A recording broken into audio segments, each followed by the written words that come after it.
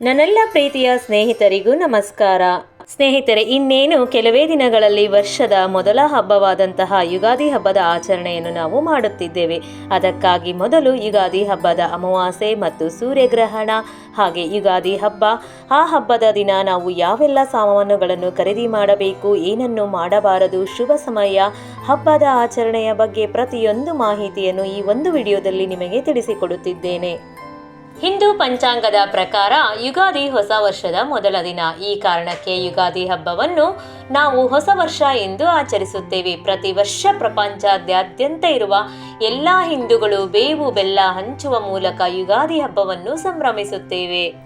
Ugadi ಅಮಾವಾಸ್ಯೆಯು March 28ರ ರಾತ್ರಿ 7:55 ಪ್ರಾರಂಭವಾಗಿ March 29 4:27 ಮುಕ್ತಾಯವಾಗುತ್ತದೆ. ಈ ಅಮಾವಾಸ್ಯೆಯನ್ನು ಹಿಂದೂ ಕ್ಯಾಲೆಂಡರ್ನಲ್ಲಿ ಶನಿ ಅಮಾವಾಸ್ಯೆ ಎಂದು ಕರೆಯಲಾಗುತ್ತದೆ. ಇದು ಶನಿವಾರದಂದು ಅಮಾವಾಸ್ಯೆ ಬೀಳುವ ಕಾರಣ ಶನಿ ಮತ್ತು ಶಿವನ ಆರಾಧನೆಗೆ ಮೀಸಲಾದಂತಹ ಒಂದು ದಿನವಾಗಿದೆ. ನಮ್ಮ ಜೀವನದಲ್ಲಿ ಬರುವಂತಹ ಕಷ್ಟಗಳ ನಿವಾರಣೆಗಾಗಿ ಈ ದಿನ ವಿಶೇಷವಾಗಿ ಶನಿವಾರ ಬಂದಿರುವುದರಿಂದ ಶನಿ ದೇವರನ್ನು ಜೊತೆಗೆ ಶಿವನ ಆರಾಧನೆಯನ್ನು ಮಾಡಲಾಗುತ್ತದೆ. ಈ ದಿನ ಶನಿ ದೋಷದ ನಿವಾರಣೆಗಾಗಿರಬಹುದು ಅಥವಾ ತುಂಬಾ ಸಂಕಷ್ಟಗಳು ನಮಗೆ ಎದುರಾಗ್ತಾ ಇದ್ದಾವೆ ಅನ್ನೋದಾಯ್ತು ಅಂದ್ರೆ ಅದರ ಪರಿಹಾರಕ್ಕಾಗಿ ಆ ದಿನ ನಾವು ನಿರ್ಗತಿಕರಿಗೆ ಕಪ್ಪು ಎಳ್ಳು ಆಗಿರ್ಬೋದು, ಕಪ್ಪು ಬೆಡ್ಶೀಟ್ ಆಗಿರ್ಬೋದು, ಉದ್ದಿನ ಬೇಳೆಯನ್ನ ನಾವು ದಾನ ಮಾಡಬಹುದು. ಅಷ್ಟೇ ಅಲ್ಲದೆ ಅರಳಿ ಮರದ ಸುತ್ತಲೂ 7 ಬಾರಿ ಪ್ರದಕ್ಷಿಣೆಯನ್ನು ಕೂಡ ಹಾಕಬಹುದು. ಅದರ ಮುಂದೆ ಸಾಸಿವೆ ಎಣ್ಣೆಯನ್ನು ಹಚ್ಚಿ ಇಡೋದ್ರಿಂದ ಸ್ವಲ್ಪ ಮಟ್ಟಿಗಾದರೂ ನಮ್ಮ ಕಷ್ಟಗಳ ನಿವಾರಣೆಯಾಗುತ್ತದೆ. ಆ ದಿನ ವಿಶೇಷವಾಗಿ ಶನಿ ಸ್ತೋತ್ರ, ಶನಿ ಚಾಲೀಸ ಅಥವಾ ಹನುಮಾನ್ ಚಾಲೀಸವನ್ನು ಕೂಡ ನಾವು ಪಠಿಸಬಹುದು. ಅದರೊಂದಿಗೆ ಶಿವನ ಮಂತ್ರಗಳನ್ನು ಕೂಡ ಹೇಳಿಕೊಳ್ಳಬಹುದು. ಈ ವರ್ಷದ ಮೊದಲ ಸೂರ್ಯಗ್ರಹಣವು ಮಾರ್ಚ್ 29ರಂದು ಚೈತ್ರ ಮಾಸದ ಕೃಷ್ಣ ಪಕ್ಷದ ಅಮಾವಾಸ್ಯೆಯ ಸಮಯದಲ್ಲಿ ಸಂಭವಿಸುತ್ತದೆ. ಭಾಗಶಃ ಸೂರ್ಯಗ್ರಹಣವು ಮಧ್ಯಾಹ್ನ 2:21 ಸಂಜೆ 6:14 ಇರುತ್ತದೆ. ಗುರು, ಬುಧ, ಶುಕ್ರ, ಚಂದ್ರ ಹಾಗೂ ಕೇತು ಹೀಗೆ 5 ಗ್ರಹಗಳ ಸಂಯೋಜಿತ ಪ್ರಭಾವದಿಂದಾಗಿ ಈ ಗ್ರಹಣವು ರಾಶಿಗಳ ಮೇಲೆ ಗಮನಾರ್ಹ ಪರಿಣಾಮವನ್ನು ಕೂಡ ಬೀರುತ್ತದೆ. ಈ ಬಾರಿಯ ಸೂರ್ಯಗ್ರಹಣವು ನಮ್ಮ ಭಾರತದಲ್ಲಿ ಗೋಚರಿಸುವುದಿಲ್ಲ. ಆದ್ದರಿಂದ ಆ ದಿನ ಯಾವುದೇ ಗ್ರಹಣವಿರುವುದಿಲ್ಲ. ಅಲ್ಲದೆ ಸೂರ್ಯಗ್ರಹಣದ ಸೂತಕ ಅವಧಿಯನ್ನ ಸೂರ್ಯಗ್ರಹಣ ಗೋಚರಿಸುವಂತಹ ಸ್ಥಳಗಳಲ್ಲಿ ಮಾತ್ರ ಆಚರಿಸಲಾಗುತ್ತದೆ. ಆದ್ದರಿಂದ ಆ ದಿನ ಇಲ್ಲಿ ನಮ್ಮ ಭಾರತದಲ್ಲಿ ಇರದ ಕಾರಣ ಯಾವುದೇ ನಿಯಮಗಳ ಪಾಲನೆಯನ್ನು ಮಾಡುವಂತಹ ಅವಶ್ಯಕತೆ ಇರುವುದಿಲ್ಲ. ಹಾಗೆ ನಂತರ ನಾವು ಯುಗಾದಿ ಹಬ್ಬದ ಬಗ್ಗೆ ತಿಳಿದುಕೊಳ್ಳುವುದಾದರೆ ಮಾರ್ಚ್ 30ನೇ ತಾರೀಕು ಭಾನುವಾರದಂದು ನಾವು ಯುಗಾದಿ ಹಬ್ಬದ ಆಚರಣೆಯನ್ನ ಮಾಡ್ತಾ ಇದ್ದೇವೆ. ಈ ದಿನದ ಶುಭ ಸಮಯ ಬಂದು ಮಾರ್ಚ್ 29ನೇ ತಾರೀಕು ಸಂಜೆ 5:57 ಪ್ರಾರಂಭವಾಗಿ ಮಾರ್ಚ್ 30ರ ಮಧ್ಯಾಹ್ನ 2:19 ಪೂರ್ಣಗೊಳ್ಳುತ್ತದೆ.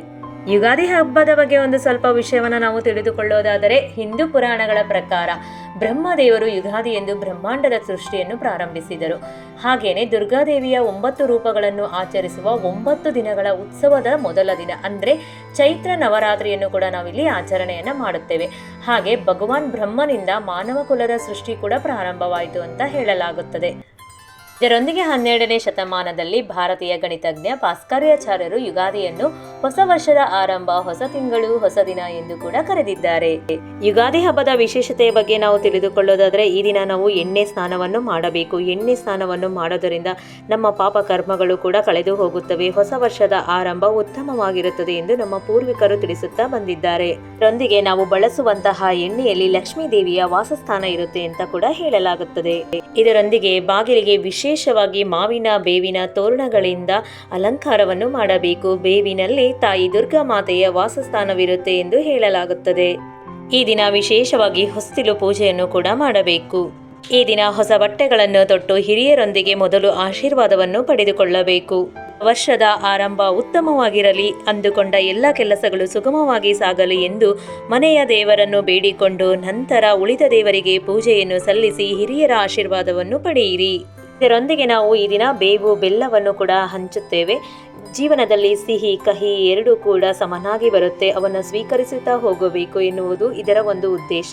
ಅಷ್ಟೇ ಅಲ್ಲದೆ ಧಾರ್ಮಿಕ ಗ್ರಂಥಗಳ ಅನುಗುಣವಾಗಿ ಬೇವಿನ ಮರದಲ್ಲಿ ದುರ್ಗಾ ಮಾತೆಯು ನೆಲೆಸಿರುತ್ತಾಳೆ. ಈ ಕಾರಣದಿಂದ ಬೇವಿನ ಕುಡಿಯನ್ನು ಪ್ರಸಾದದ ರೂಪದಲ್ಲಿ ಸ್ವೀಕರಿಸುತ್ತೇವೆ. ಬೆಲ್ಲ ಎಂದರೆ ಮಹಾಮೃತ್ಯುಂಜಯ. ಆದ್ದರಿಂದ ಬೇವಿನ ಕುಡಿಯ ಜೊತೆಯಲ್ಲಿ ಬೆಲ್ಲವನ್ನು ಸೇವಿಸಿದಲ್ಲಿ ಅಪಮೃತ್ಯು ಪರಿಹಾರವಾಗುತ್ತದೆ. ಸ್ನೇಹಿತರೆ, ಹಲವಾರು ವಿಶೇಷತೆಗಳಿಂದ ಕೂಡಿದೆ ನಮ್ಮ ಈ ಯುಗಾದಿ ಹಬ್ಬ. ಈ ಯುಗಾದಿ ಹಬ್ಬದ ಆರಂಭ ನಿಮ್ಮೆಲ್ಲರಿಗೂ ಉತ್ತಮವಾಗಿರಲಿ, ನಿಮ್ಮ ಕನಸುಗಳನ್ನೆಲ್ಲ ನನಸಾಗಿ ಮಾಡಲಿ. ಮತ್ತೆ ಹೆಚ್ಚಿನ ವಿಷಯದೊಂದಿಗೆ ಮುಂದಿನ ವಿಡಿಯೋದಲ್ಲಿ ಸಿಗುತ್ತೇನೆ. ಎಲ್ಲರಿಗೂ ಧನ್ಯವಾದಗಳು. ಯುಗಾದಿ ಹಬ್ಬದ ಹಾರ್ದಿಕ ಶುಭಾಶಯಗಳು.